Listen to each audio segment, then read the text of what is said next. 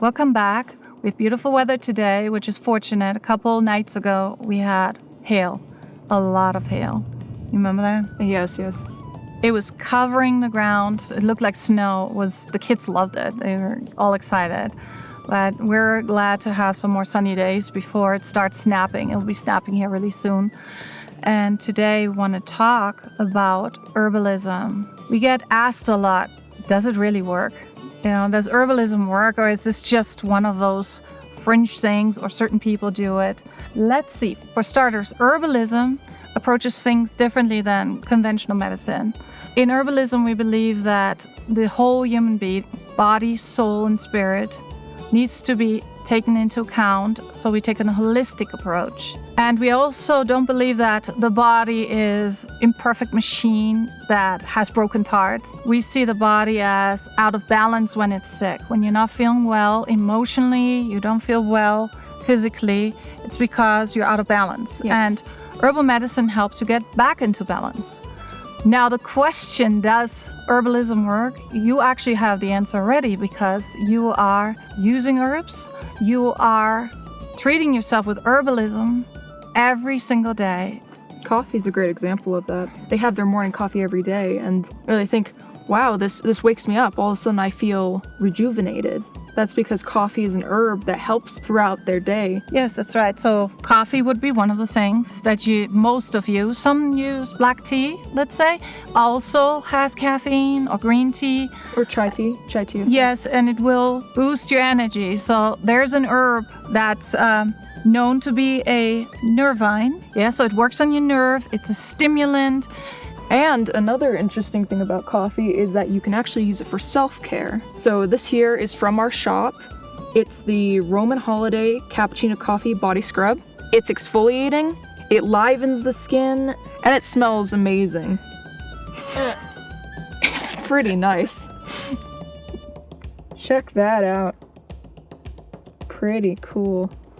Yeah, it's actually one of those products that's been requested the most. And if you love coffee, you're going to love this. All right, so other things you may be using is you eat salad, right? And most people eat a salad before they have the main meal. The reason we eat salads, and our ancestors knew this, they incorporated that into their lives and then passed it on to us. So you will find that a lot of things that you are doing are actually passed on from our ancestors, from people that lived before us. And they studied it, they observed themselves, the effects of things. They were actually quite the scientists back then, and they passed it on, and we're just going along and doing these things without even realizing that, well, there was a lot that went into it. Salads are bitters, and bitters help our digestive system. So when you eat something that is bitter, it will give a signal through the entire digestive system that, oh, we're going to have some heavier foods coming soon. So get all the juices going. So your digestive juices are flowing. So you're able to more easily consume that main meal. And one of the things we do is we will make, of course, a dressing. And ideally you make a dressing with a good virgin oil, cold pressed, and then you have either vinegar or lemon juice. The reason you do that is because greens have phytonutrients and they can inhibit the absorption of vitamins. But if you use vinegar or lemon, they help, first of all, break down cells to make vitamins available inside the greens, but then also they will modulate the phytonutrients so it's more absorbable. Yes. The oil, it helps make the fat-soluble vitamins available to your body. So it's very intricate. It has been worked out for us, and we're basically reaping the benefits of that knowledge without even realizing it. Yes. Which brings me to the next thing, spices. Now, you'll put spices in your food probably because you want certain flavor. But our ancestors didn't do it just for the flavor. They had a certain reason why they put it in. I don't know if you remember, you were really small. We had a neighbor. She was from India. Yes. And she taught me how to cook Indian food.